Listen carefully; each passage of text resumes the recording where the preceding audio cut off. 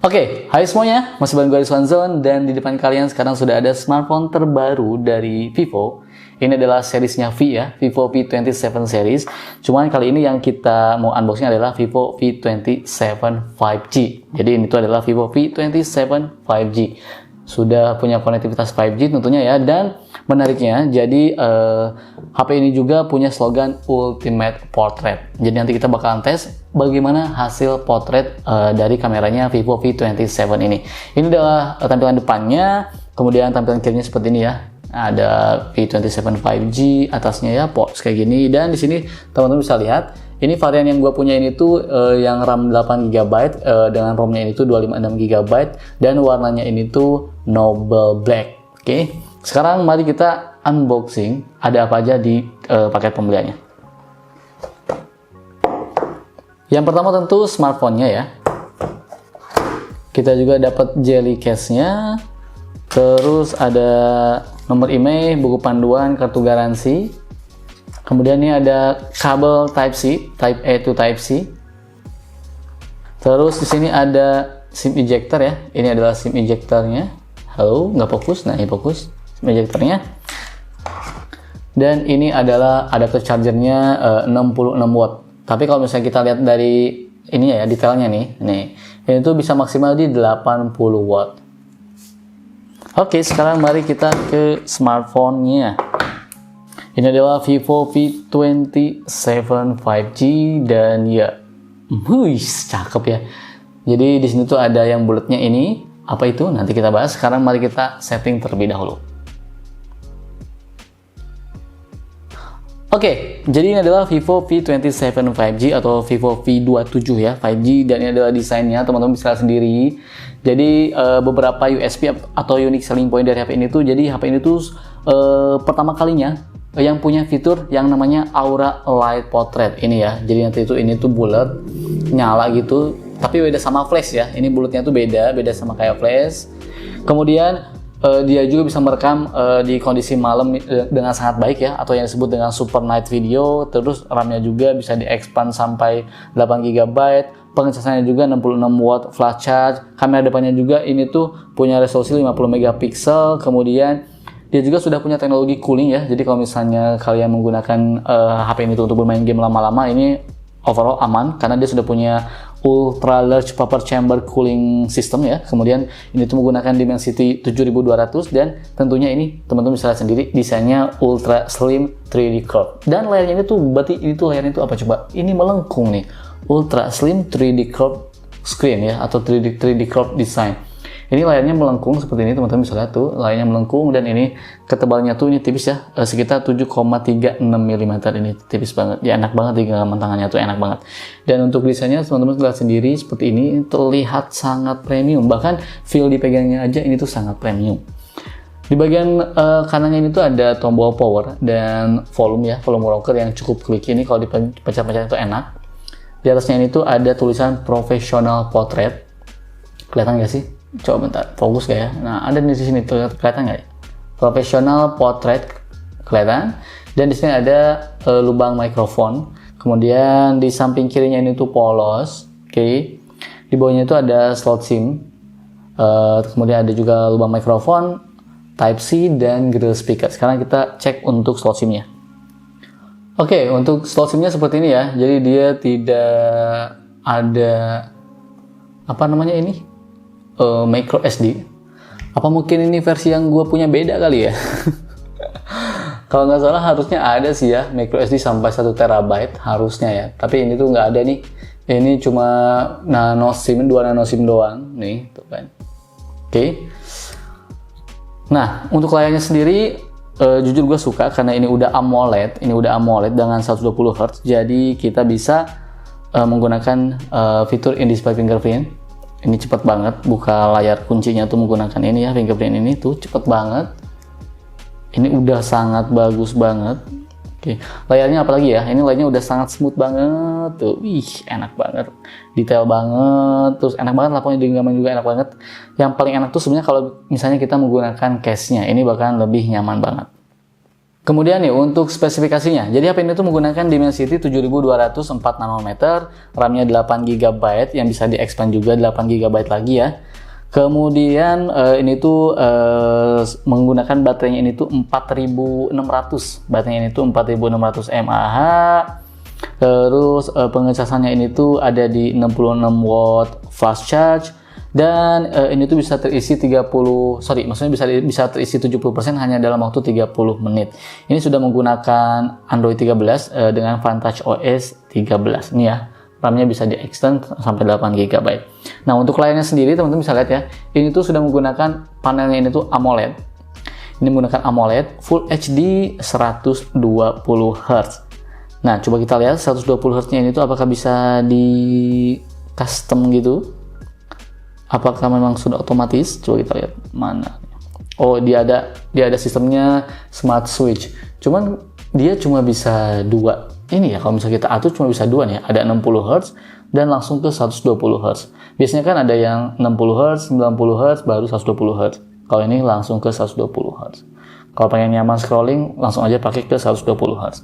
Nah, sekarang mari kita bahas hal yang menarik dari HP ini. Ini adalah fitur pertama yang ada di Vivo V27.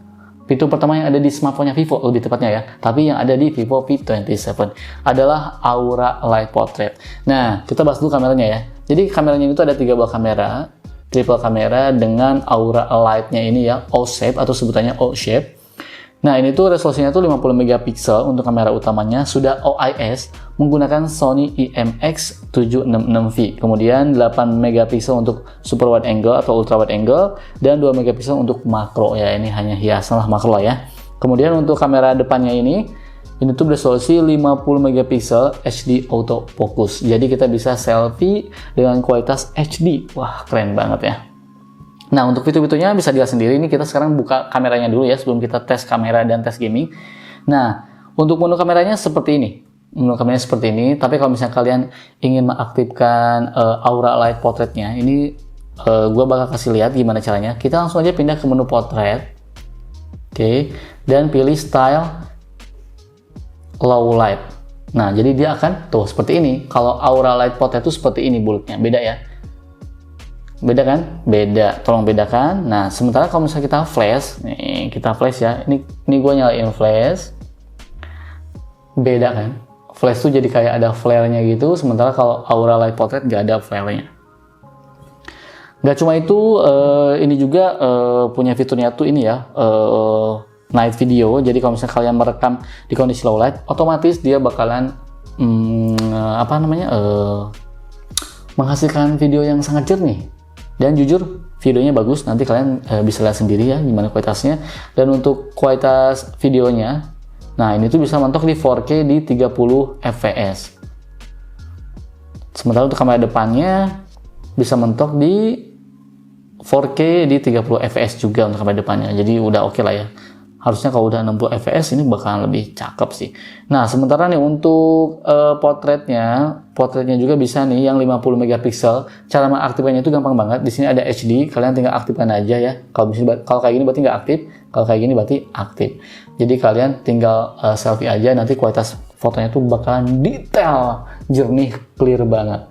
Nah, nggak cuma itu nih, menarik juga nih ya. Jadi HP ini tuh sudah mempunyai fitur Hybrid Image Stabilization yang artinya gabungan OIS dan EIS. Nah, kita lihat dulu ya, nih mana nih? Kita set dulu di 1080 pixel 60 fps ya. Untuk kamera belakang, kita lihat untuk kamera belakang. Nah, di sini ada standar stabilization, ada juga ultra stabilization. Ultra stabilization ini tuh hanya berfungsi di 1080 pixel di 60 fps yang maksimalnya ya. Itu ada ultra stabilization. Jadi kalau misalnya kalian menggunakan resolusi 4K ya itu nggak akan berjalan dengan baik. Jadi memang hanya berfungsi di 1080 pixel di 60 fps. Nah, sekarang gue mau ngasih lihat ke kalian. Jadi sebenarnya apa sih yang menarik dari Aura Light ya? Ini Aura Light Portrait ini menariknya apa? Nih kalau misalnya teman-teman lihat.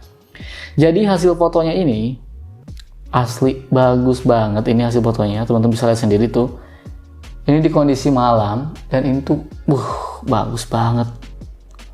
Nah, jadi ini tuh adalah gabungan antara Aura Light, kemudian sensor Sony IMX766V, dan portrait mode yang dimiliki sama si Vivo V27 ini. Oke, berikut adalah hasil kamera dari Vivo V27. Gue pengen tahu dan pengen ngobrol sama kalian di komentar ya. Tulis menurut kalian, pendapat kalian mengenai fitur barunya ini dari Vivo V27 atau fitur yang pertama kali yang ada di Vivo, yaitu Aura Light Portrait. Tulis di kolom komentar, oke?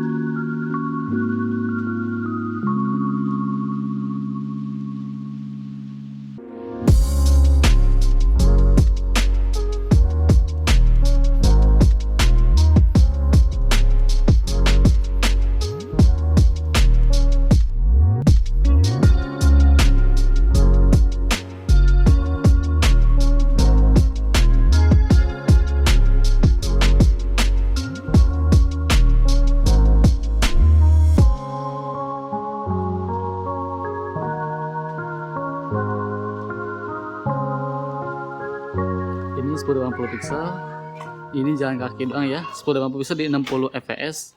Ini untuk stabilisasinya ini gua offin ya, ini tidak aktif nih stabilisasinya. Nah sementara ini 1080 pixel di 60 fps menggunakan standar stabilization. Ini menggunakan standar stabilization, oke? Nah, sementara ini Ultra Stabilization. Ini gabungan antara OIS dengan EIS. Ini harusnya jauh lebih stabil ya. Silakan teman-teman nilai sendiri gimana untuk kualitasnya. Hei, kucing. Hei, kucing. Ada juga nih fitur dual view. Dual view nih, bagus banget ini ya, kamera belakangnya ya. Kamera depannya langsung selfie kayak gini. Ini dual view-nya kayak gini. Ya, ini adalah dual view-nya. Jadi kalau misalnya mau nge-vlog sambil ngeliatin benda atau sesuatu yang ada di depan kalian, enak nih menggunakan fitur dual view.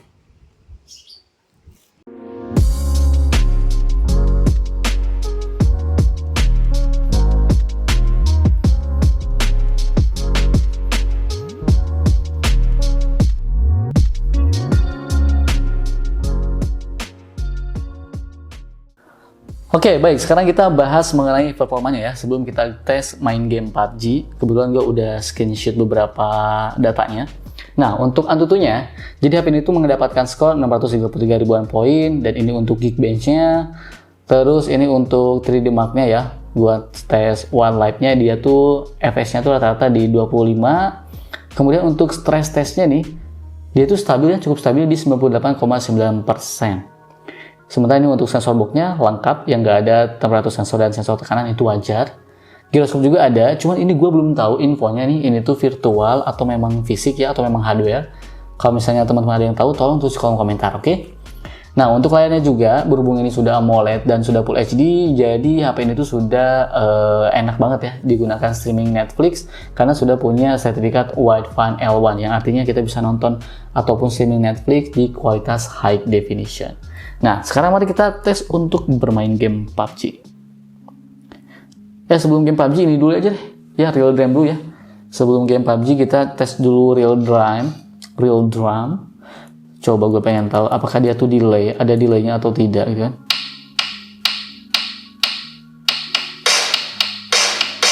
Wah, kurang enak nih.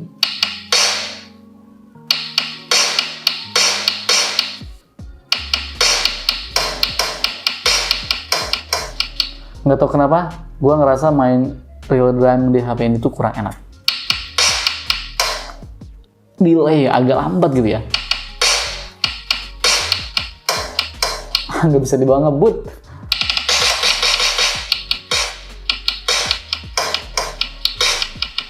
Tuh, aduh aneh banget. Mungkin ini layarnya nih, nggak tahu ya. Mungkin touch delay-nya tuh agak aneh nih. Jadi kagok. Nggak tau lah, kagok gitu. Sekarang kita langsung aja main game PUBG. Skip. Oke, ini untuk main game PUBG-nya, kita lihat dulu settingannya ya. Bisa dilihat, settingannya ini tuh bisa di smooth extreme. Oke, settingannya bisa di smooth extreme. Sebentar, harusnya agak dinaikin ya. Ini bisa di smooth extreme, dan kalau maksimalnya bisa di HDR ultra. Tapi biar lebih enak, kalau menurut gue sih, gue saranin kalau misalnya kalian mau main di smooth extreme aja. Kemudian sekarang kita coba main game. Gue coba team deathmatch aja ya, biar cepet aja. Coba kalau misalnya gyro-nya itu kita aktifkan, di mana gyro-nya?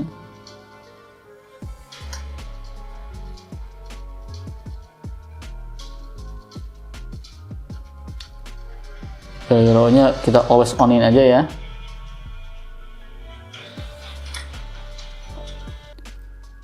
Oh, gyro-nya agak ini ya, agak kurang ya.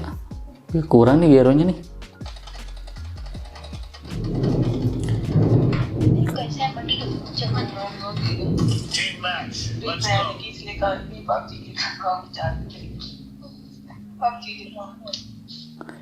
Oke, untuk respon layarnya oke, enak ya.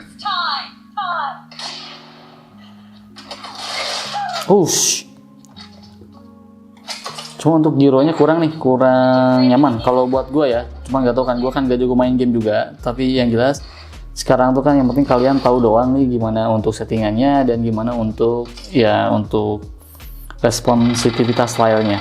Overall ini layarnya udah oke, enak banget. Ini nggak tahu kenapa ini susah banget ya. Oke.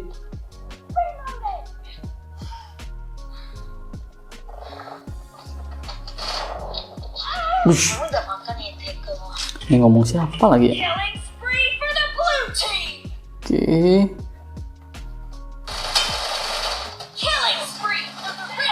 Pokoknya untuk review lengkapnya nanti ya bakal kita buat di video reviewnya. Kalau ini kalian bisa lihat hanya ya mungkin hanya sebagai jadi acuan pertama ketika kalian penasaran sama HP ini. Jadi kalau misalnya kalian mau beli, langsung aja tinggal kalian cek linknya di kolom deskripsi. Oke, cuman sekali lagi gue kasih tahu, menurut gue ya, series V-nya Vivo itu menurut gue bagus ya. Kameranya juga ini bagus. Malamnya juga bagus, kamera videonya juga untuk malamnya bagus, kemudian kamera selfie-nya juga aduh cakep banget, desainnya oke, ini terlihat premium banget. Cuma kalau untuk harganya gue belum tahu, jadi kalau misalnya kalian penasaran sama harganya langsung aja cek linknya di kolom deskripsi. Nah itu saja ya video kali ini, semoga bermanfaat. Kalau misalnya kalian ada yang tanyakan langsung aja tulis di kolom komentar, atau kalian juga bisa langsung DM gue di Instagram. Oke, gue pamit dan bye.